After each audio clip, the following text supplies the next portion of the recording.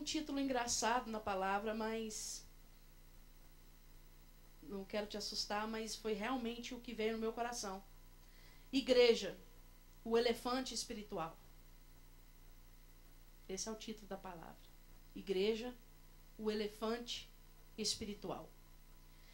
Vocês sabem, com certeza todos vocês já ouviram falar na força que um elefante tem. Já ouviram ou não? Se o elefante conhecesse a força que ele tem, não teria elefante em circo algum. Sério, ele derrubaria o circo, ele passaria em cima daquilo tudo. Um elefante, ele é capaz de levantar 3 vezes o peso dele mesmo. Você já imaginou o que é isso? 3 vezes o peso dele mesmo? Não é brincadeira, não é? Tem elefante de 2 toneladas. Imagina ele levantando, olha, tá vendo? 6 toneladas. Tá certo? Rafael é meu professor de matemática. Se eu demorei, a culpa é dele. Imagina um elefante levantando 6 toneladas. Imagina que ele destruiria aquele circo num segundo, não é? E a igreja é esse grande elefante espiritual que, se soubesse a força que tem, queridos, nós não estaríamos nesse prédio. Nós estaríamos no melhor prédio maior da cidade. Estaria lotado. Estaria pessoas pedindo, como na Coreia do Sul, pedindo, irmão, por favor, não venha em 2 cultos. Venha só em um. Porque a igreja não comporta mais de 120 mil pessoas ao mesmo tempo. Então, nós imploramos os irmãos. Vocês sabiam que a igreja do Daejeon-soo na Coreia do Sul, eles fazem isso? Eles põem anúncio na internet, eles pedem, o pastor implora. Querido, se você veio no culto da manhã, não venha no da noite. Eu imploro para que você não venha. Porque senão, não vai caber no lugar, vai dar problema. Se você veio no das 5 da tarde, eu imploro que você não venha no das 7 da noite. Por favor, vá embora. Vá embora, porque não cabe. Mas essa é a força da igreja. A igreja é algo que deu certo. Quando eu falo igreja, não é essas paredes bonitas aqui que o Gilberto pintou e os outros irmãos da igreja. Não estou falando disso. Eu estava me lembrando hoje que no seminário que eu participei, uma vez eles lançaram um desafio de nós ficarmos 1 mês sem chamar o prédio de igreja. Então toda hora a gente falava assim, onde é que está o fulano? Está lá no prédio. Aí um falava assim, templo. Não, o templo é você. Ah, ok, está no santuário. Não, o santuário de Deus sois vós. Está escrito em Pedro. Aí a gente começava, por 1 mês nós nos policiamos para não chamar o prédio de igreja, apenas para ter a consciência de que a igreja somos nós. Esse prédio aqui, ele pode ter o púlpito, as cadeiras, as televisões. A partir do momento que você entra aqui, ele é a igreja. A partir do momento que está vazio, ele é simplesmente um prédio, como outro qualquer. É um lugar consagrado a Deus? Sem dúvida nenhuma. Mas não é igreja. Igreja é a pessoa que está do seu lado, cheia de defeitos e qualidades. Dá uma olhadinha para ela aí. Cheia de defeitos e qualidades. Amém? Se tiver marido que olhou para a esposa e pensou assim, tem mais defeito que qualidade, eu vou pensar outra coisa. Por que você casou com ela? Então você está, né? Faltou um queizinho aí, né? Se a mulher olhou para o marido e pensou, esse tem mais defeito do que qualidade, eu vou falar para ela, faltou QI, né? Faltou inteligência, você casou com ele. Não é verdade? Mas a igreja é isso. Hoje há 450 mil igrejas nos Estados Unidos registradas. Acho que eles não estão contando as 100 igrejas brasileiras em Framingham que não são registradas, né? Então, assim... 140 em Everett. Então, a gente pode aumentar esses números um pouquinho. Mas, oficialmente, hoje há 450 mil igrejas cristãs nos Estados Unidos. Há 146 mil fast foods. Há 160 mil lojas de conveniência e há 46 mil hotéis e motéis. Mais igreja do que qualquer outra coisa. Não é verdade? Mas a gente é tão despercebido que a gente passa por um McDonald's, a gente vê, né? Aquele hamburgão bonito assim, né? A gente olha para a igreja, a gente só passa e fala assim. Quando a gente vê, nossa, que mausoléu. Que trem feio, né? Tá até morto. Não é verdade? Mas essa é a potência da igreja. É algo que deu certo. A igreja colocou o governo, tirou governos. A igreja moveu massas, moveu multidões. A igreja influenciou no código de leis que nós temos hoje. Ou você acha que no código de lei está escrito lá, não matarás, por quê? Foi o diabo que colocou? O diabo não quer que ninguém mata ninguém? Não, isso é influência de algo chamado cristianismo. A lei, a ordem, a decência, a moral, os bons costumes, é influência da igreja. É por isso que o diabo tem tanta intenção em acabar com essa instituição chamada igreja. E quando a gente olha algo que deu certo desse jeito, só nos Estados Unidos, só de protestantes são 56 milhões, aproximadamente, talvez um pouco mais. Quando a gente olha isso, algo que deu certo, a gente tem que olhar lá no princípio, por que que deu certo. Não é verdade? Hoje, a igreja não tem a força que tinha antes. Tinha? Tem? Tem ou não? Não. Hoje, a palavra de Deus diz, eu não sei se vocês sabem, mas as cartas às 7 igrejas do Apocalipse, elas falam de igrejas específicas e elas falam de períodos do tempo. E a carta à igreja de Filadélfia, ela é para a igreja de hoje, deste tempo, nós. E a palavra diz assim, tenho visto as tuas obras e a tua pouca força. É isso que o Senhor fala da igreja de hoje. É uma igreja de pouca força. Hoje nós temos as leis sendo mudadas e a igreja, muitas vezes, não dá para fazer nada, né? É assim mesmo. Já ouviram isso? Que poder temos nós para fazer alguma coisa?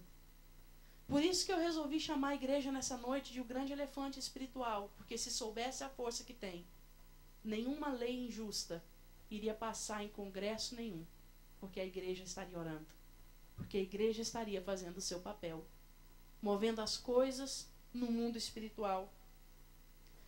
E eu comecei a analisar hoje, eu fiquei pensando o seguinte, por que que a igreja primitiva tinha tanta força? Pedro pregava, saiu direitinho, que é um difícil, né? Pedro pregava, 3.000 pessoas se convertiam, 5.000 pessoas se convertiam. Paulo pregava, multidões se convertiam. Você fala, mas ele era apóstolo. Ok. Martinho Lutero mudou o rumo de uma história. Ele era um monge católico. Não é verdade? George Miller mudou o rumo de uma história. Tantos outros, Spurgeon mudou o rumo de uma história. E tantos outros avivalistas que passaram por essa terra e a igreja desses homens mudaram o curso da história. E eu quero te perguntar uma coisa, a sua igreja, hoje agora eu estou falando de igreja local, está mudando o rumo da história? A sua igreja está mudando o curso de alguma coisa? A sua igreja está fazendo a diferença no lugar que ela está? A sua igreja hoje tem poder para mudar leis? A sua igreja hoje influencia o governo, influencia os hospitais, influencia aquilo que pode e aquilo que não pode fazer? Se nós fôssemos realistas, nós vamos dizer, não. Ainda não. Mas em nome de Jesus, esse elefante vai descobrir a força que tem e vai sair destruindo esse circo que está armado aí fora. Amém, queridos? Eu comecei a observar, para nós vermos algo que deu certo, nós temos que estudar a história disso, a história daquilo que deu certo, o começo. Hoje, se eu fosse montar um fast food, eu ia pesquisar o McDonald's, porque deu certo. Não é verdade? Aquele sanduíche de isopor, Vende pra caramba. Quem aqui nunca comeu no McDonald's? Nunca. Quero saber alguém que não foi batizado ainda. Todo mundo. Não é verdade? Não comeu no McDonald's ainda, Patrícia? Come on. Ok. Então vai comer. Tá vendo? O sucesso é imbatível. Você também, né, Gilson? Brincadeira. Já tem quantos dias de América já?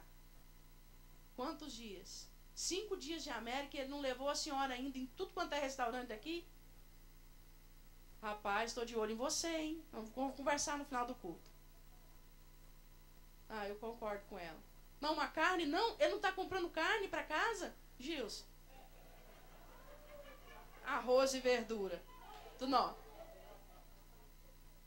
Depois do culto nós vamos conversar. Esse negócio de vegetariano aí. Mas então, queridos, quando nós queremos ver uma história que deu certo, nós analisamos aquilo, as histórias de sucesso, para que nós possamos dar certo. E analisando a história da igreja primitiva, eu encontrei 3 pontos fundamentais. Por que a igreja deu certo? E por que a igreja hoje não faz um arrombo no mundo espiritual? E nós vamos voltar para esses passos, em nome de Jesus. Amém, queridos? Vamos ler Bíblia então, para vocês não falarem que eu vim aqui e não ler Bíblia. Efésios 3. Na minha opinião, esse é um dos versículos mais importantes da palavra de Deus. Esse é o plano de Deus para a igreja. Efésios 3.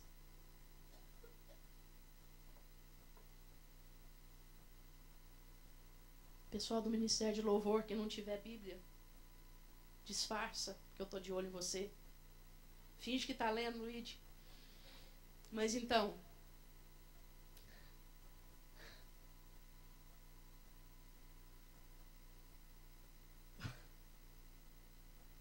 Efésios 3, versículo 10. Vamos ler o 9 também. E manifestar qual seja a dispensação do mistério, desde os séculos, oculto em Deus, que criou todas as coisas, para que pela igreja a multiforme sabedoria de Deus se torne conhecida, agora dos principados e potestades nos lugares celestiais. Aleluia! O que esse versículo está querendo dizer? Vamos traduzir por linguagem mais fácil. Que todos os dons de Deus, a multiforme sabedoria de Deus, ela vai ser expressa para o mundo, para o diabo, para Satanás e todos os seus demônios através de você. Quando você entrar, você vai expressar tudo aquilo que Deus é. E o diabo vai tremer diante de você. Através da igreja. Por que aqui fala na forma corporativa, na forma igreja, não na forma de uma pessoa? Porque a tia Tânia tem o dom A, o Valdir tem o dom B, o Rafael tem o C, e sim sucessivamente toda a multiforme sabedoria de Deus vai ser mostrada através de cada um de nós. Amém, queridos? Então não existe ninguém totalmente desprovido de dom. Deus fez cada um de nós para expressar a sua multiforme sabedoria. E essa é a intenção de Deus para com a igreja. O segundo texto eu vou falar só para quem está anotando, mas não precisa abrir. Mateus 16, do 13 ao 20, Jesus está conversando com os discípulos e eles falam assim: quem que o povo está dizendo que eu sou? E os discípulos falam assim: olha, uns dizem que o Senhor é um profeta, outros dizem que é João Batista, Elias. E Jesus fala assim: mas e vocês? Quem vocês dizem que eu sou? Quem? Pedro pula na frente e fala o quê?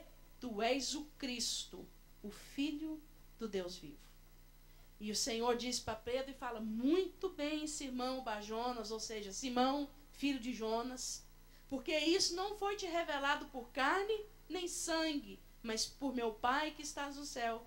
E também te digo que tu és pedra, e sob esta pedra estabelecerei a minha igreja, e as portas do inferno não prevalecerão contra ela.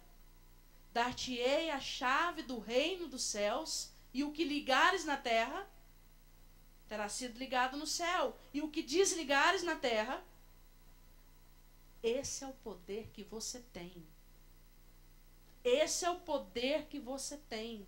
Se nós descobrirmos isso, não tem mais filho desviado. Porque a mãe liga ele no céu, o pai liga ele no céu. Amém, queridos? Maldição, não teria nenhuma maldição tomando efeito, porque você desligaria essa maldição na terra e no céu. Se nós entendermos o poder que nós temos, nós vamos destruir esse circo armado por Satanás. Amém? Fala para o seu irmão, elefantinho. Você precisa descobrir a força que você tem. Se falassem isso para mim, eu ia levar para o outro lado, eu ia ficar ofendida. Sério mesmo. Até girafa eu aceitaria, mas elefante eu não aceitaria. Não aceitaria. De forma alguma. Abra comigo, todos juntos, em Atos 2.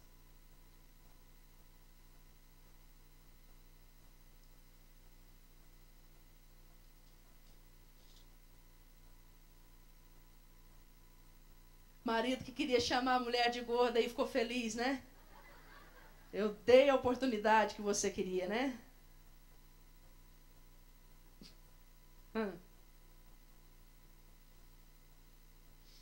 Atos 2, 42. Esses versículos, queridos, nos dizem por que a igreja de hoje não é como a igreja primitiva e por que nós não temos a força que a igreja primitiva tinha. Vamos ler juntos? E perseveravam na doutrina dos apóstolos, na comunhão, no partir do pão e nas orações. Em cada alma havia temor, e muitos prodígios e sinais. Era o quê? Eram feitos por intermédio dos apóstolos. Todos que creram estavam juntos e tinham tudo em comum. Aleluia! Vendiam as suas propriedades e bens, distribuindo o produto entre todos, à medida que alguém tinha necessidade. Diariamente perseveravam unânimes no templo, partiam pão de casa em casa e tomavam as suas refeições com alegria e singeleza de coração, louvando a Deus e contando com a simpatia de todo o povo. Enquanto isso, acrescentava-lhes o Senhor dia a dia os que iam sendo salvos. Esse texto, para mim, é um dos textos mais tremendos da Bíblia. Eu li hoje um dos meus textos prediletos, Efésios 3:10, e esse daqui. Está entre os 10 prediletos. Eu acho que isso aqui é a regra de vida para toda a igreja, em todo o tempo. Amém, queridos? Eu quero só fazer um comentário. Eu acho interessante que no versículo 47 fala assim, que eles iam louvando a Deus e contando com a simpatia de todo o povo. Como isso é importante. Seja um crente simpático. Seja um crente simpático. Ou raça antipática é crente, gente. É sério. 90% dos crentes são antipáticos. Vocês não. Vocês não. Os 10% estão aqui. Não é? Você já reparou que o crente, ele não sabe recusar? Por exemplo, alguém oferece uma bebida alcoólica. Não, obrigada, eu não bebo. Sou crente. Já repararam? Faz um bico desse tamanho. Ué. É aquela coisa assim. Alguém coloca uma música desagradável, você não está gostando da música, você fecha a cara e abre o bico. O que foi a música? Eu sou crente. É sério, para todas as coisas, a gente não conta com a simpatia das pessoas. Nós não temos que ser complacentes com o mundo e nem com o pecado. De forma alguma. Nós devemos fugir do pecado. Amém? Vencer a carne, vencer o diabo, resistir ao mundo, resistir às tentações. Mas nós precisamos ser simpáticos. Amém? Eu estava observando, eu estava na loja da Beth, que não é da Beth, todo mundo sabe. Eu entro, a hora que eu entro, primeira coisa que eu faço é, bom dia. Não é? É a lei da educação, não é? Aí entra alguém, atrás de mim, crente. Eu não vou falar se é homem ou mulher. com um saião no pé. Ah, falei. Aí entrou. Gente, que antipatia é essa? É só porque o homem estava sentado. Ok. E daí? A gente tem que ser simpático só com mulher? Não. Custa falar um bom dia, uma boa tarde. É uma coisa assim. Por que crente tem que fazer isso? Não, não me misturo com as coisas do mundo. Hello. Nós temos que mudar de vida. Amém? Nós temos que ser simpáticos. Nós temos que ser cordiais. Você imagina Jesus entrando num lugar carrancudo, não dando um bom dia, não dando uma boa tarde. Você consegue imaginar um Jesus bicudo, de cara fechada? Mas amém, isso não está no script, não. Então, queridos, a primeira coisa que nós observamos nesse texto, tem 4 coisas que eles faziam. Eles perseveravam na doutrina dos apóstolos, na comunhão, no partir do pão e nas orações. Amém? Como eu falo demais, eu não vou falar das 4 hoje, eu vou falar só de 2. Eu vou falar na comunhão e no partir do pão. Amém? Fala para o seu irmão, comunhão. Comunhão é a chave para a bênção. Comunhão é a chave para a vitória. Um exército dividido entre si, ele não vence batalha. Um exército que atira nos próprios amigos de exército, eles não vencem batalha. Uma casa dividida não subsiste. É a palavra do próprio Senhor Jesus. Amém?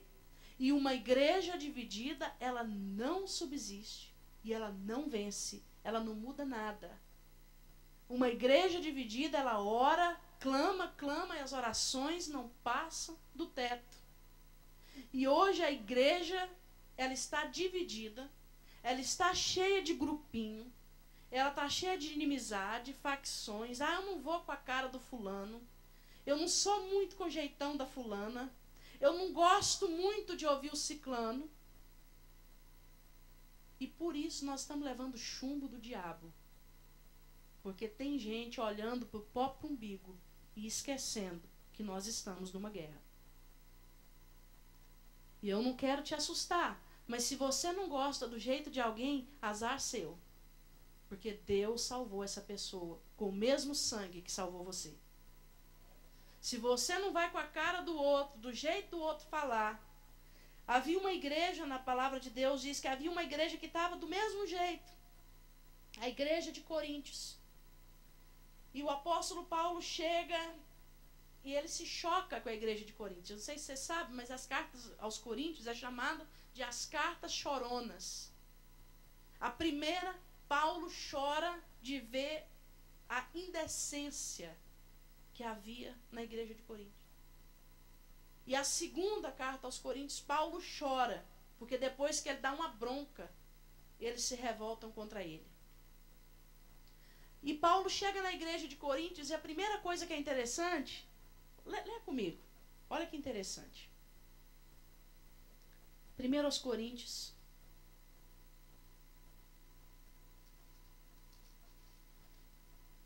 Primeiro aos Coríntios 1.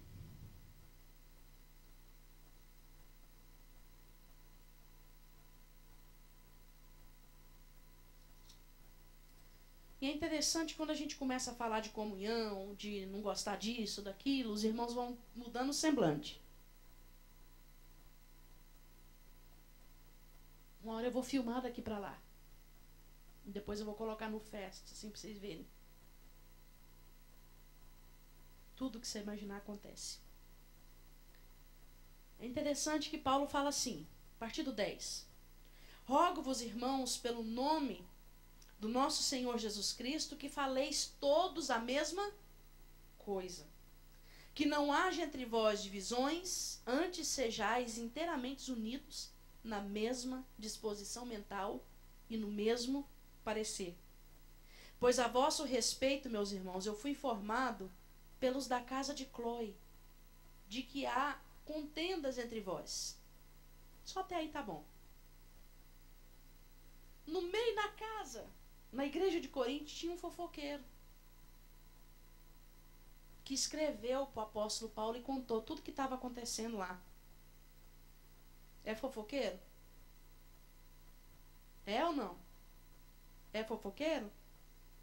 Vocês já viram o fofoqueiro dar o nome? Vocês já viram o fofoqueiro fazer uma fofoca e falar assim, pode falar que foi eu que falei? Já?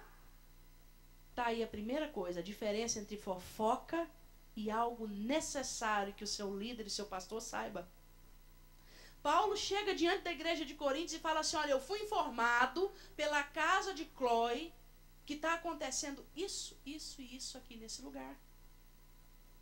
Então isso não foi fofoca. Porque seja lá quem for da casa de Cloe, escreveu para o apóstolo Paulo, falou, é necessário que você venha, porque a igreja tem divisão, facção, dissensão, contendas em cima de contendas, assinado os filhos de Cloe, ou as filhas, ou a família de Cloe. O fofoqueiro, ele não escreve assim. O fofoqueiro, ele vai lá e enreda do ralo e se fala assim, fala que foi eu que contei não, hein? Não fala não. Eu tenho um problema com gente aqui na igreja, porque chega para mim e fala assim, eu vou te contar algo, mas você não pode contar para a pastora. Eu falo, então não me conta. Porque a hora que você acabar de contar, eu vou contar para ela exatamente no mesmo momento. Ah, mas eu estou te pedindo. Está pedindo errado, para a pessoa errada. Vai pedir para outra. Chegam para mim e falam assim, me contaram, eu falo para parar. Eu não aceito frase com sujeito oculto. Quem te contou? Não posso contar, então não quero saber. Sério, eu sou até grossa. Quem me conhece há mais tempo sabe. Ah, mas eu nem te conto o que a Vilma falou. Não me conta mesmo, que eu não quero saber. Mas ela falou de você. Mas um motivo para eu não saber. Guarda meu coração. Falo mesmo. Quem me conhece há mais tempo aqui sabe que é assim mesmo que eu trato, que eu lido com a fofoca. E como me disseram. Mas esse texto aqui, ele está dizendo que Paulo foi informado pelo da casa de Cloe que havia grupinho, inimizade, contenda. E ele condena isso. Queridos, quer dizer então que dentro da igreja a Thaís não pode ser mais amiga da missionária cristiana? É isso que eu estou querendo dizer? Não. Olha no meu corpo, por acaso a minha mão está ligada no meu pé? Não, ela está ligada no punho. Existe dentro da igreja afinidade.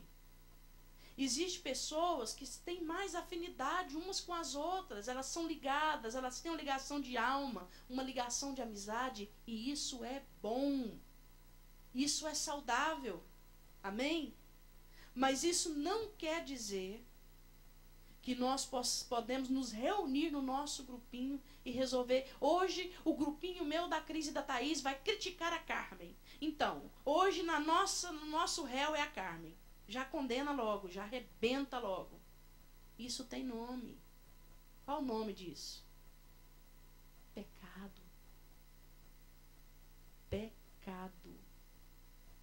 Isso é deplorável e nós temos que mudar. Amém? Isso não condiz com a igreja. E eu separei 3 coisas que atrapalham a comunhão. Esse texto que a gente leu em Coríntios, Paulo fala que a comunhão verdadeira é pensar da mesma forma. Eu não concordo muito com o jeito da Ana ser. Mas a Ana está aqui edificando o reino de Deus e eu também. Então não me interessa a diferença entre eu e a Ana. Nós temos o mesmo propósito. Amém? Imagina nós empurrando um carro na subida, né? Eu, o Rafael e o pastor André. Eu, claro, fazendo mais força, o Rafael e o pastor André, né? O pastor André fazendo uma média força e o Rafael com a mão lá no carro, né? Imagina se eu paro de empurrar o carro e falo assim, o Rafael não está botando força, eu só vou ver o André indo para trás. Pastor André indo para trás. Qual é a nossa intenção? É empurrar o carro, não é verdade? Agora, se ele não está botando a força, ele está empurrando o carro para quem? Para quem? Isso é só uma metáfora. Nós estamos fazendo a obra de Deus para quem? Para o Senhor. Quem vai tratar com ele? O Senhor, não é eu nem você. Amém, queridos? Eu separei 3 coisas que atrapalham a comunhão. Gênesis, bem fácil de abrir, rapidinho. Abre comigo, Gênesis 4. São os 3 maiores inimigos da comunhão. Dá uma cutucada na pessoa do seu lado aí, só para ele acordar. Acorda, crente, abre sua Bíblia. Quem não tiver a Bíblia, senta perto de um crente.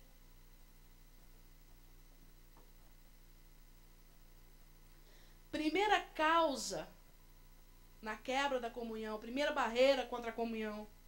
Gênesis 4, versículo 9. Disse o Senhor a Caim: onde está Abel, teu irmão? Ele respondeu: não sei, sou eu por acaso tutor do meu irmão? Essa é a resposta que dá para Deus. Que cara de pau. Deus chama ele e fala assim: Caim, vem aqui. Cadê seu irmão? Sei lá. Por acaso sou responsável por ele? Eu sou tutor dele, eu tenho a guarda dele por acaso? Bravo, hein? Fala sério. Né? Ainda bem que eu não sou Deus. Que se eu fosse Deus, eu tinha destruído ele com a pontinha do dedo. Assim. Quero outro. Feito outro para mim. Agradeço a Deus porque eu não sou Deus, tá? Senão muita gente aqui já estava fulminada.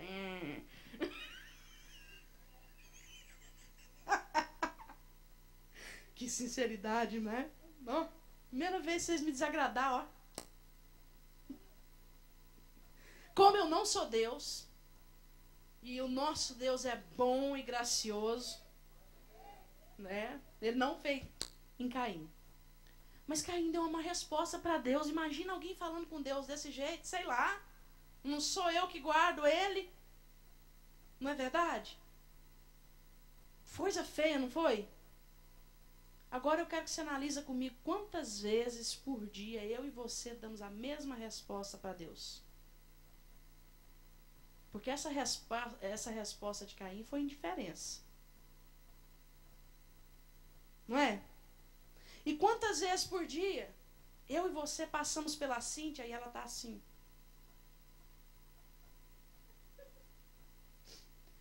E a gente fala assim: eu estou com pressa. Eu sei que ela está triste, mas é adulta, né? Ela sabe onde procurar, né? Deus é para todo mundo. Só orar, né? Quantas vezes?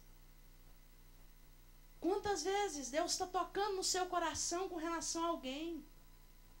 Quantas vezes Deus está mostrando a necessidade de alguém? Quantas vezes a nossa resposta: fulano não trabalha porque não quer. Nessa terra tem muito trabalho. Se está passando necessidade é porque não trabalha, é um preguiçoso. Deus te fez alguma pergunta assim: olha, você acha que fulano, ele te fez? Deus chamou e falou assim: vem cá, filho, analisa a vida daquele menino ali para mim. Foi isso que Deus falou?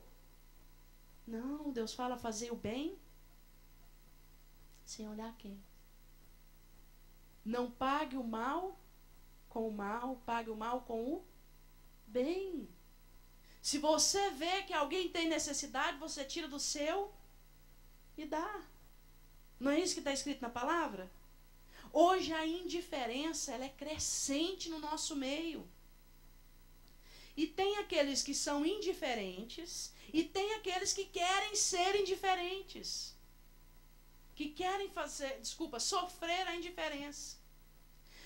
Eu não vou muito na igreja, porque se eu for muito na igreja, o povo começa a botar o dedo na minha vida e eu não gosto. Da minha vida cuido eu. Vou falar um negócio para você, miserável, pobre, cego e nu. Você está no lugar errado. Você está no lugar errado. Aqui é lugar de Deus usar o irmão perebento que está do seu lado para botar o dedo na sua vida e te ajudar. Só que muitas vezes essa ajuda não vem da forma que você espera. Você dá uma martelada no dedo, o irmão vem com gelo. Não, muitas vezes ele vem com outro martelo e bum! Mas a palavra de Deus diz que o homem não tem nada se do céu não for dado. Se você está passando por isso, é porque você precisa passar. Eu vou te fazer uma pergunta. Eu quero ver a sua resposta. Eu quero a resposta de todos. Deus é justo? É? Então você está passando o que você precisa passar. Amém? Há sombra de injustiça em Deus? Então por que você está falando? Eu não mereço isso. Eu não mereço. Isso não. Por quê? Se nosso Deus é justo. Ele é justo.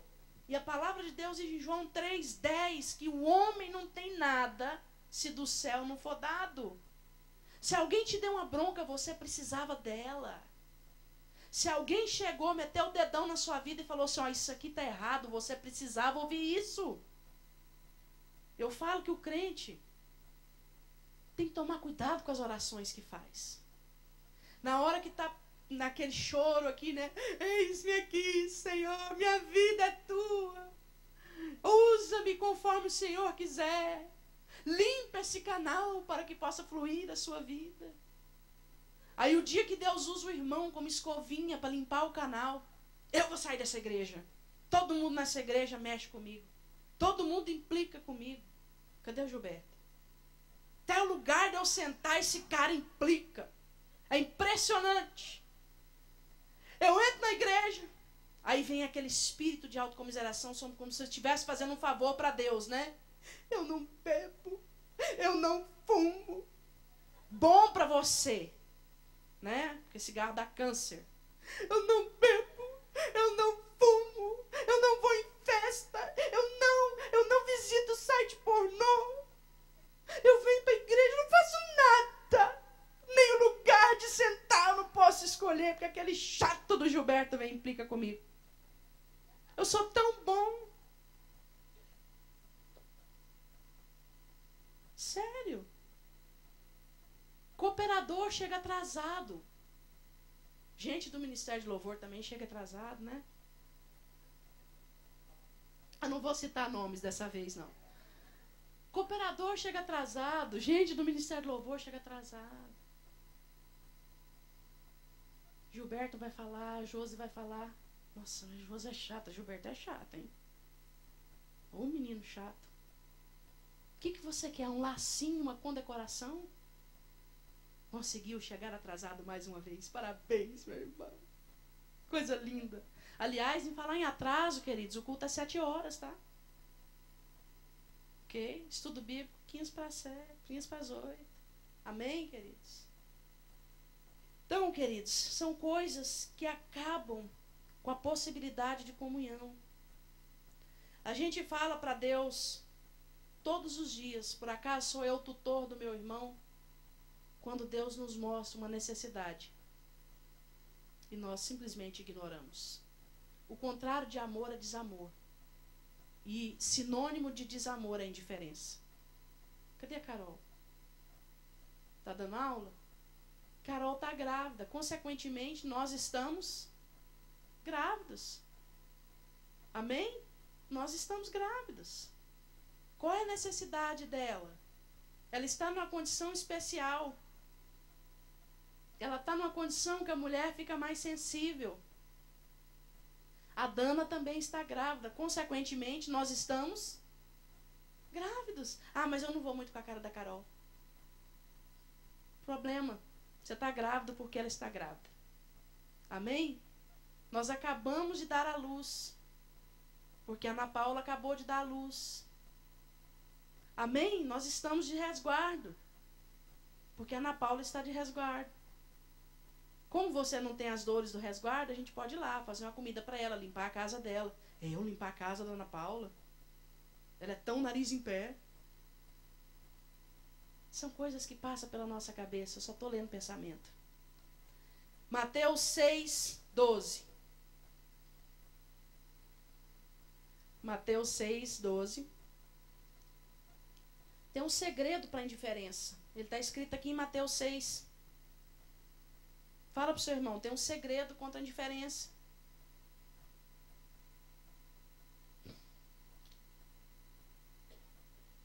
Mateus 6:12.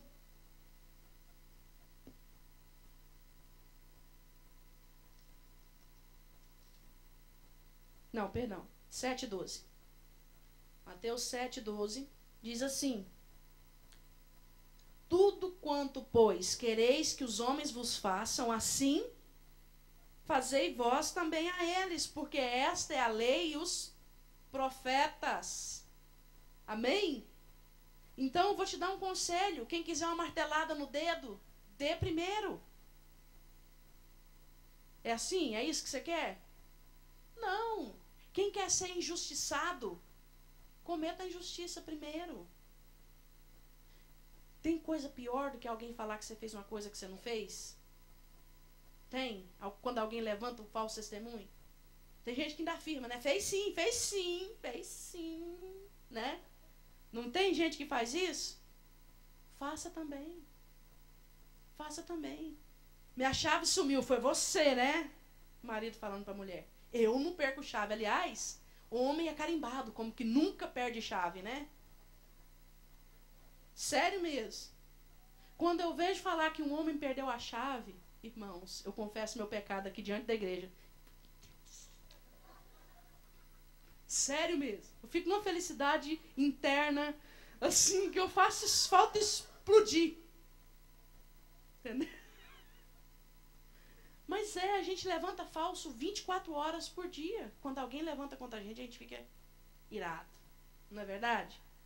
É impressionante. É impressionante. Queridos, deixa eu falar uma coisa para vocês. Isso não está também não é um ponto. Mas uma das coisas que estraga relacionamento é ira. A palavra de Deus fala assim: irai-vos, mas não pequeis. Por quê? Porque o irar-se muitas vezes não está em nós. Não cabe a nós dizer eu vou irar ou não. Talvez algo que possa fazer a X rir me deixe irada. Porque cada um é cada um. Não é verdade? A pastora Marcelone já morou comigo. Ela sabe, ela tem o caminho. O mapa da mina. Né, pastora Marcelone? Débora tem o mapa da mina. Né, Débora? Às vezes, vocês estão fazendo algo que possa deixar o outro extremamente irado. Mas isso não te dá o direito de pecar. E eu vou falar um negócio para você. Ainda que, Sabrina, eu vou pegar você. Ainda que a Sabrina tranque a chave do carro num dia de neve, below zero, na hora do Halisson sair para o trabalho, e ele atrasado, ainda que aconteça isso, se ele levantar a voz contra ela, quem pecou não foi ela, foi ele. E deixa eu te falar uma coisa, nós humanos, nós falamos assim: ah, desculpa o fulano, ele estava irado. Nós não falamos isso? Não é? Deixa eu te falar uma coisa, Deus faz assim, ó, para ouvir o que você está falando quando você está irado. Porque quando você está irado, você expressa o que está aqui dentro. Então toma muito cuidado. Tem a história do menino que era muito estúpido com os pais. Aliás, eu vou falar um negócio para vocês. Eu tenho alguns anos de idade. E eu fui criada pelos meus avós. Meu avô já morreu, minha avó está viva. Graças a Deus, bem saudável. Quem quiser confirmar a história, pode confirmar. Eu nunca dei uma má resposta na minha avó. Nunca. Uma vez ela falou assim para mim: você não acha que você está muito grande para fazer isso? Não. Eu falei: não. Pum. Mas foi um tapa tão bem dado. Eu tinha só 15 anos. Foi um tapa tão bem dado que até hoje eu sinto assim os lábios levantando. Ela deu de cima, baixo para cima, assim. Nossa, sério mesmo. Uma técnica incrível. De baixo para cima, assim, levando metade do nariz, assim. E eu só fiz assim e falei assim: acho. Mas foi só isso, eu não acho, não. Quantos aqui estão perto dos pais? Que tem os pais ainda? Eu vou falar uma coisa para você: grosseria com o pai e com a mãe é inadmissível. E eu dou um conselho para pai e mãe: faz o mesmo que a minha avó fez comigo. Faz. Interessa a idade, não. Interessa a idade, não. Arrebenta a boca dele que ele para.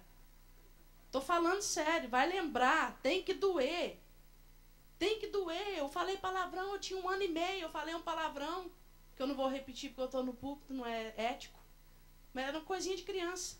Minha mãe deu tanto tapa na minha boca com um anel que ela tinha, que eu fiquei assim... De botox. Eu fui que inventei o botox. Que é uma semana assim. Entendeu? Isso é inadmissível. É inadmissível. Marido, toma cuidado com a sua ira. Porque aquilo que você planta dentro da sua esposa, só o Espírito Santo para tirar. Depois não tem flor, não tem bombom que tira as palavras de ira pregadas dentro do coração de alguém. E mulheres também, vice-versa. Tem mulher que se atreve a chamar o marido de derrotado na hora que ele não tem dinheiro para comprar uma bolsa nova para ela. Eu oro mesmo para que Deus queime a língua dela, sapeque, dê bolha. Uma semana tomando sopa. Falar com o marido desse jeito. Tem vergonha de falar não, quero mesmo, que sapeca a língua dela. E vice-versa. Tem homem que tem coragem de chamar a esposa de burra. Se ela é burra, você é burro ao quadrado. Porque você casou com ela. Tornou uma só carne com ela. É sério, queridos. Isso é inadmissível. Palavras não voltam atrás. Tem a história do menino que ele falava era muito estúpido com o pai. Muito estúpido. Assim, acabava com o pai dele. Tudo que o pai falava, ele tinha uma má resposta para dar no pai. Ele feria muito o coração do pai dele. Aí um dia ele caiu em si e pediu perdão. Perdão, pai, perdão, perdoa, eu vou ser doce. Aí o pai dele pegou uma caixa de pregos. Todo mundo sabe essa história. Tem alguém que não sabe? O pai dele pegou uma caixa de pregos, um martelo, igual do bispo Neto, né, Dé? Pegou o martelo e falou para ele: bate toda essa caixa de prego naquela cerca. O menino foi lá, bateu todos os pregos na cerca. Ele falou assim: agora vai lá e tira todos eles. Aí ele foi lá, tirou todos os pregos de novo. O pai dele olhou para ele e falou assim: você está vendo? Você tirou os pregos, mas as marcas estão lá. Eu te perdoei, mas as marcas estão aqui. As cicatrizes ficam. Amém? E se não a ira não fosse controlável, Deus não falaria não pequeis. Deus não nos dá a carga que nós não possamos levar. Amém? Então, está irado, queridos. Ora. Cale-se. Amém? Mas não é calar de emburrar não, viu? Tem homem 3 dias sem conversar com a mulher. Estou emburrado. E para não pecar, você não vai ouvir minha voz. Pecado. Pecado do mesmo jeito. Amém, queridos? Tem mulher que emburra também. Segunda coisa que destrói a comunhão, destrói relacionamentos, inveja.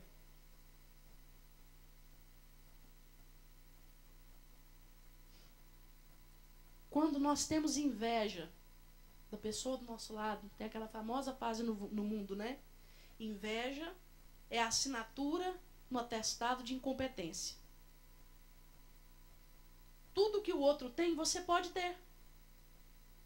Amém? Mas acontece dentro da igreja a tal inveja espiritual. Já ouviram falar? Inveja espiritual. Por que o pastor André foi ordenado e não eu? Eu sou mais bonito. Eu falo melhor que ele. Por que ele foi ordenado e não eu? Eu dou um conselho para você.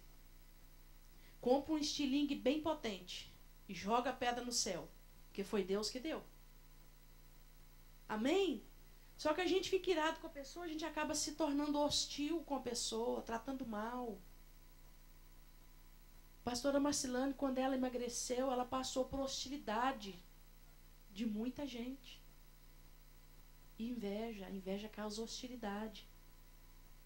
A inveja, ela cata, ela procura minuciosamente um defeito.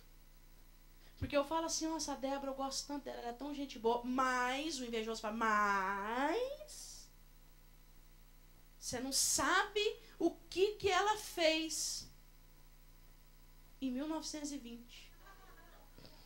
Nada, né, Débora? Porque nem tinha nascido. Não, Débora, me perdoa. Você não sabe o que ela fez há 5 anos atrás.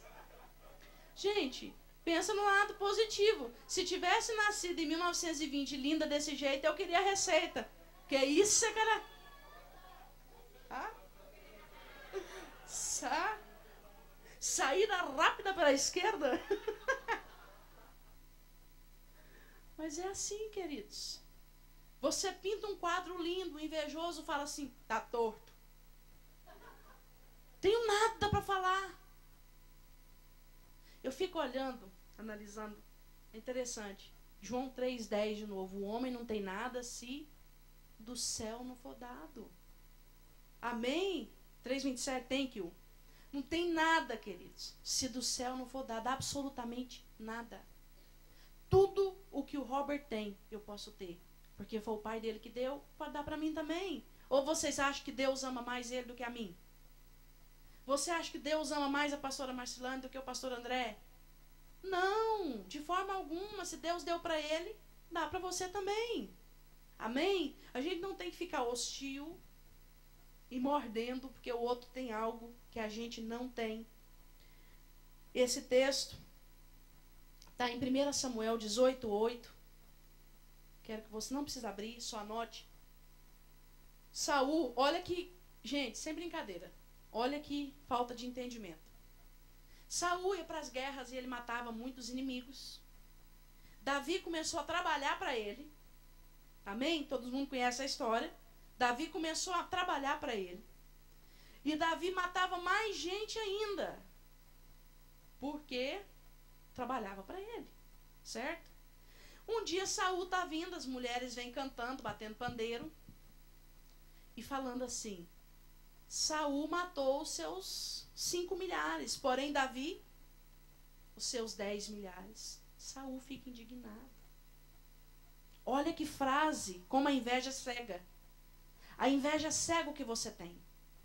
Sabe aquele lance da grama do vizinho é mais verde que a minha? Às vezes a sua é maior, mais robusta, mais bonita, mas a outra, né, é mais verde. Ok? Olha o que Saul fala. Saul fala assim, o que falta para ele, senão o reino? É tão óbvio. Faltava o quê? O reino. Mas ele estava tão cego com a inveja. O que falta para ele, senão o reino? Era óbvio, ele não era rei. Quem era rei era Saul. Mas a inveja cega o que você tem. E a inveja é a forma mais declarada de chamar Deus de injusto. Por que Deus deu essa beleza toda por falta e não deu para mim?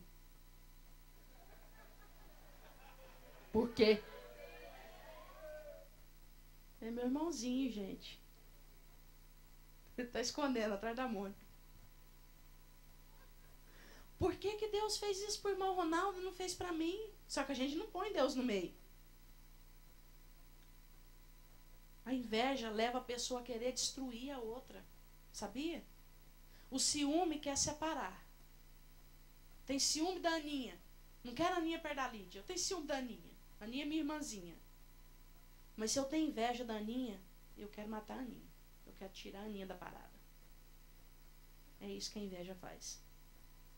Hebreus 11:6 diz que Deus é galardoador dos que o buscam. Se você quer alguma coisa de Deus, busque dele.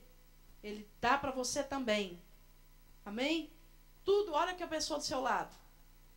Pode falar para ela, tudo que você tem, Deus pode dar para mim também. Amém? Glória a Deus. E a terceira coisa, para finalizar, que acaba com os relacionamentos, que acaba com a comunhão, é algo que 99,9,9 da população tem em muita quantidade. Orgulho. Orgulho destrói relacionamentos.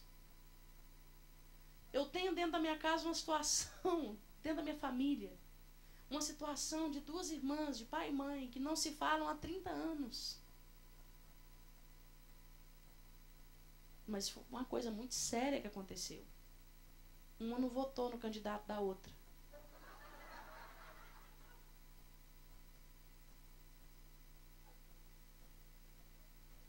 Trinta anos. 30 anos sem se falar. Irmãs de pai e mãe. 30 anos sem se falar. Gente, isso é chocante demais. Mas dentro da igreja hoje, o número 1 de destruir relacionamentos é o orgulho. Sabia? E eu vou te falar uma coisa. Se você já foi ofendido, você é um orgulhoso. Porque o humilde não tem como se ofender ele. Se alguém falou com você de um jeito que você não gostou, querido, você é o orgulhoso da parada. Não é quem falou. 1 Coríntios 13 diz que no amor não se ofende. Ele não diz que o amor não ofende. Ele diz que o amor não se ofende. Não que seja certo ofender. Amém? Sair por aí ofendendo as pessoas de forma alguma. Existem várias maneiras de falar a verdade. Não existe? Existe aqueles que falam assim: vocês não têm vergonha na cara. Existe aqueles que falam assim: irmãos, nós precisamos ter vergonha na cara. Falou a mesma coisa, não falou? Mas ficou menos ofensivo, não ficou? Imagina o pastor falando: você não tem vergonha na cara. Mas, no entanto, se falar, irmãos, nós precisamos ter vergonha na cara, já muda um pouquinho, né? Não muda? Muda. Mas o orgulho, ele destrói relacionamentos. Homens que não pedem perdão. Tem homem que vai pedir perdão para a esposa depois de ter feito uma burrada. Só fala a última sílaba, ão. Aí a esposa fala o quê? Ão. Não tô te ouvindo, ão. Não tô te ouvindo. Ah, então também é porque você não quer mesmo perdoar. É. Por que é tão difícil para o homem pedir perdão? Quantos homens tem aqui? Levanta a mão para eu ver. Você não é menos homem se você falar essa palavra. Vamos repetir? Perdão. Agora vamos repetir. 1, 2, 3. Me perdoa. Vamos lá. Me perdoa. Você se sentiu menos homem? Se sentiu menos... Não. Hã? É uma... Só o ão. Vocês viram como é que vocês são? Até para repetir. Vamos repetir? Me perdoa. Vamos lá? 1, 2, 3. Me perdoa.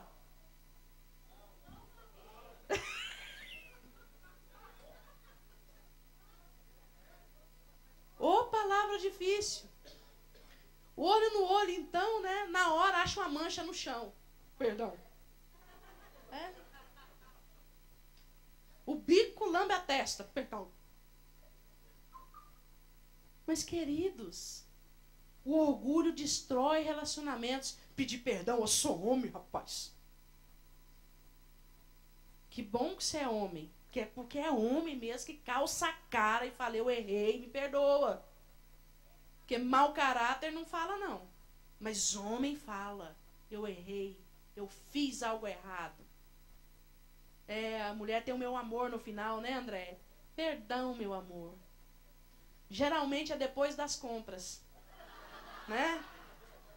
Vai entregar o cartão, a notinha. Perdão, meu amor.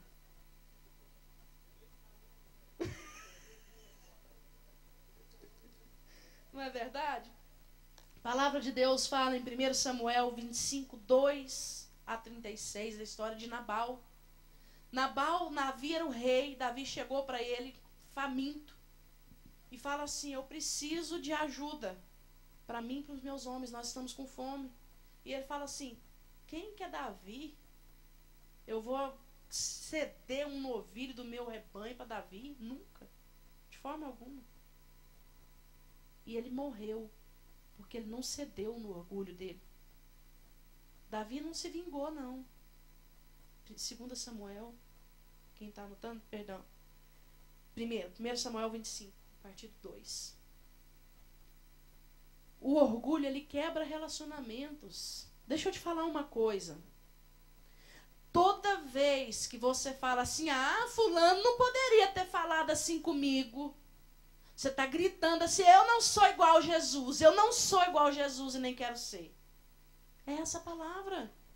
Falaram desse jeito com o seu Senhor, com o meu Senhor. Cuspiram na cara dele. Alguém já cuspiu na sua? Já, queridos? Alguém já cuspiu na sua? Mas cuspiram na cara de Jesus. Alguém já bateu no seu rosto? Alguém já bateu na sua cara? Você deu o outro lado? Pois é. Orgulhoso. O orgulho destrói relacionamentos. Queridos, o orgulho não se dobra de jeito nenhum. Vamos voltar ao diácono Gilberto. Eu tô interessada porque ele vai fazer um negócio para mim, então tem que amaciar ele hoje. Voltando ao diácono Gilberto. Quando o diácono Gilberto fala para você mover o seu carro de lugar, o que espinha na hora? O que é? Seu orgulho. Quem que é esse cara? Mandar eu mudar meu carro de lugar. Quem que ele acha que ele é? Para falar com você, Vossa Excelência poderosa. Não é? Na hora você incha. Eu sou o cara, ele não é nada, ele é um rato. Um rato de terno. Mas é assim, a sua atitude, a minha atitude, quando nós resistimos à autoridade dele, nós estamos falando isso. Pastora Marcilane chegar na reunião de intercessoras 10 minutos atrasada não dá o direito de você achar ruim quando ela falar para você não chegar atrasada. Sabia? Só que o nosso orgulho, nosso ego, na hora, ele faz assim. Na hora. O negócio que destrói relacionamento é o tal do orgulho. É incrível. Mas ninguém é igual a você, querido. Deus nos fez todos diferentes um do outro. Amém? Nós precisamos ceder, nós precisamos ter a humildade de Cristo. Porque se nós tivermos uma igreja sem ruga, sem mancha, sem divisão, sem facção, nós vamos ser uma bomba nas mãos de Deus. Não haverá entre nós aqueles que dormem, aqueles fracos, não haverá entre nós. Nós seremos uma força, nós seremos uma potência. Mas eu não gosto do jeito do pastor Davi falar. Você não gosta do jeito do pastor Davi falar? Desculpa a sinceridade, azar o seu, vai mudar. Amém? Se Deus tiver que mudar ele, Deus vai mudar. Mas se você não gosta, Deus está querendo mudar, é você. Amém, queridos? Deus quer nos conformar à imagem de Cristo. E não vai ser gostoso, é pedra molando, é ferro afiando ferro. Dá uma olhada para a pessoa do seu lado. É essa pessoa que vai te afiar. É essa doçura aí que vai te afiar. Mas eu amo você até o ponto que você não me incomoda. Se você começar a me incomodar, o amor começa a diminuir.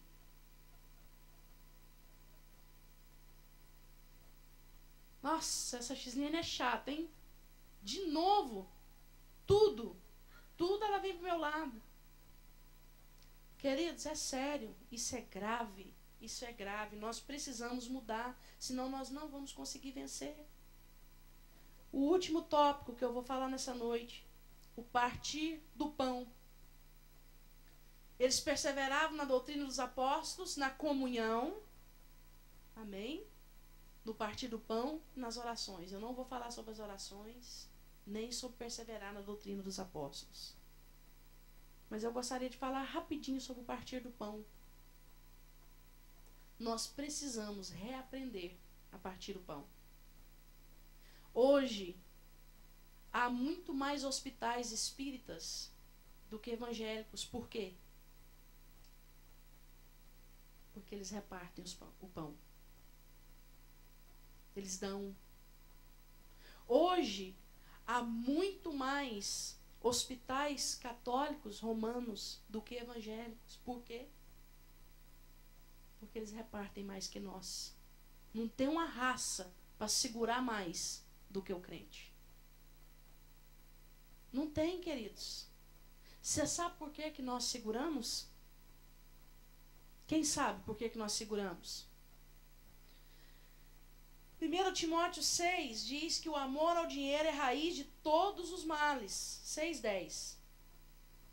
Mas não é por isso que nós seguramos. Não é por causa do amor ao dinheiro somente. Também.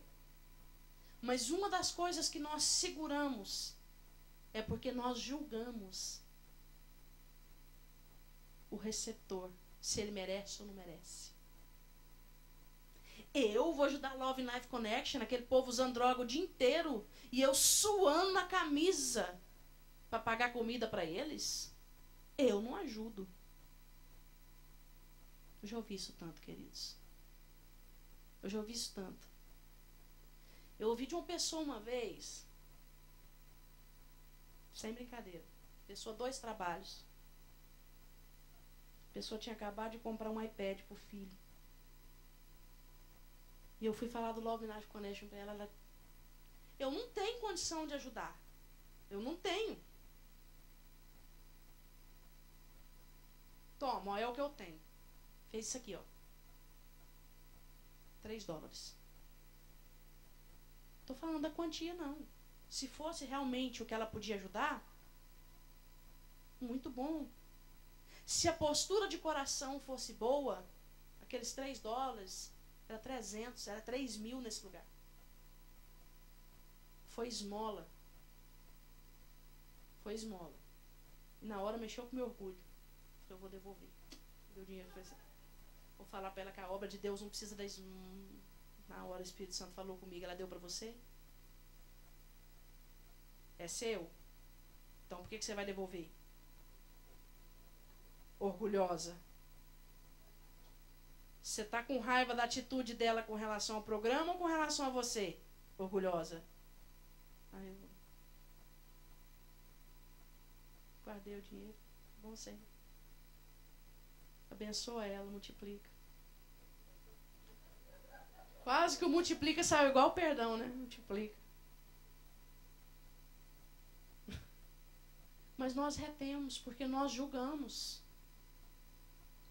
Nós julgamos tudo.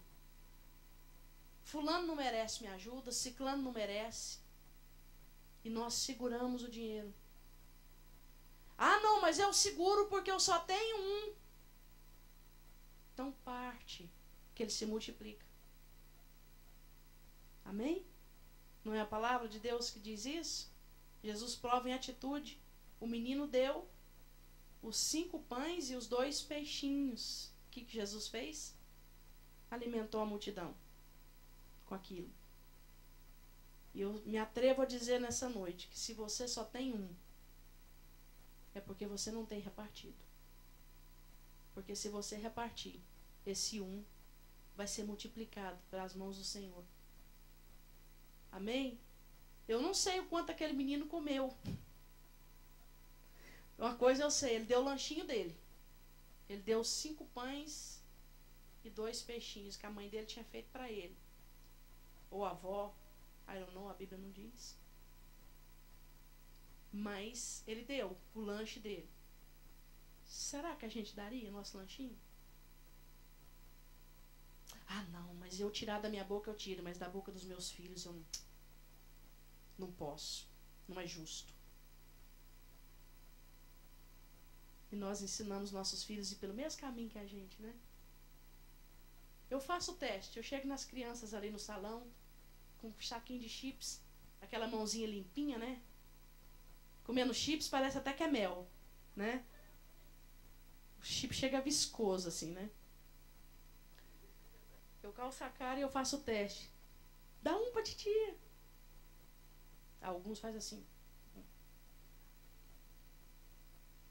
É meu. Outros enfiam a mãozinha limpinha dentro do pacote. Outro dia me dei mal. Teve um que pegou e quis botar na minha boca. Porque eu nunca ponho na boca. Eu pego, agradeço e saio disfarçando. E jogo fora. Teve um que quis colocar na minha boca. Aí eu fiz assim. Quase morri. Botei um negócio na boca, chega, cresceu.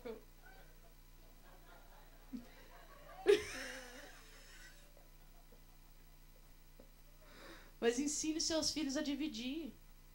Ensine. Tinha uma pessoa aqui na igreja, muito tempo atrás, não adianta você perguntar quem é, porque já você nem conhece. Tinha um tanto de roupa para dar. Dá as roupas, não, vou fazer um yard sale. Você sabia que tem pessoas da sua idade aqui precisando dessa roupa? Vou fazer um yard sale. Ensine seu filho a dar. Dê oferta para ele trazer para o ministério infantil. Experimenta o seu filho, experimenta o coração dele, dá uma nota alta para ele. Fala para ele, leva para o ministério infantil. Ela é sua, mas eu gostaria que você doasse, filho. Testa e ensina. Amém? Hebreus 13:16. Nossa, hoje eu estou dando referência errada, hein? Acho que foi a pressa. Amém, queridos? A palavra de Deus diz em Provérbios, essa eu não vou errar. Diz em Provérbios que o homem não deve reter mais do que convém. Está lá, 31 capítulos, você pode ler que está lá, tem certeza. Vamos ficar de pé, para você achar que está acabando. A pastora também achar que está acabando. Eu olho para lá porque tem um relógio ali, só fico de olho nele. O dia que adiantarem aquele relógio ali, eu vou terminar mais cedo. Lídia, não dá ideia. Se fizer, é o Maurício, porque é só o Maurício que alcança ali, ele está no sal. Queridos, a gente brinca, a gente ri, mas o assunto é muito sério. Se nós aprendermos esses 2 pontos, nós seremos uma bomba nas mãos de Deus. Nós vamos render aquilo que a igreja primitiva rendeu. O dia que o pastor puder olhar para você e falar assim, rapaz, você está fazendo isso errado. E você falar assim, tô mesmo, eu preciso mudar. Você vai encontrar vitória em todas as áreas da sua vida. Porque Deus honra isso. O dia que um líder seu de ministério, que você não concorda muito, não acha ele muito apto, falar com você e você abaixar a cabeça e falar assim, não, tá certo. É Deus falando comigo. As coisas vão mudar. As coisas vão deslanchar na sua vida. Porque se a igreja fosse perfeita, querido, você não estaria aqui. Eu não estaria aqui. Se você encontrar a igreja perfeita, a hora que você chegar lá, ela deixa de ser perfeita. É sério. Se você encontrar, me avisa. Mas não vai não, deixa eu ir, porque não existe igreja perfeita. Não existe lugar que você não vai ser ofendido. Fala isso pro seu irmão, não tem lugar que você não vai ser ofendido. Porque você é orgulhoso. Você não vai deixar de ser orgulhoso, então não tem lugar que você não vai ser ofendido. Mas é Deus nos conformando à forma de Cristo. Amém? Então você vai ser ofendido na igreja, no trabalho, na escola, no trânsito. Tudo quanto é lugar. Vou disparar um mineirês aqui, né? Na igreja, no trabalho, na escola, no trânsito. Porque você é orgulhoso, eu sou orgulhosa. Por isso nós somos ofendidos. Não é porque as pessoas estão nos perseguindo. É porque nós precisamos mudar. E nos tornar a semelhança de Cristo. Amém? Coloca a mão no seu coração e fala, Senhor, eu preciso mudar. Eu quero mudar. Continua usando os meus irmãos para me ensinar, para tratar comigo. E eu vou perdoar. Cada vez que alguém falar comigo do jeito que eu não gosto. Senhor, me traz a realidade de quem eu sou. Tira de mim esse complexo de superioridade. Tira de mim essa mania de achar que eu sou melhor. Tira de mim essa mania de achar que ninguém pode falar comigo assim. E me dá a humildade de Cristo. Toca no meu coração. Quebranta o meu coração. Muda a história da minha vida. E então me usa, Pai. Me usa para a honra e para a glória do Teu nome. E que eu possa expressar a multiforme sabedoria de Deus por onde eu passar. E ser igreja vencedora que conquista as coisas no mundo espiritual e também na terra. Que o meu vizinho, o meu próximo, o meu marido, a minha esposa, os meus filhos possam ver Jesus em mim e querer ser igual a mim. Em nome de Jesus. Pai, nós te louvamos pela tua palavra. Que o Senhor continue nos confrontando. Que o Senhor continue falando conosco, ardendo no nosso coração. Não permita que o inimigo roube, mas que essa palavra fique batendo em nós, dia após dia. Em nome de Jesus. Senhor, eu abençoo o teu povo.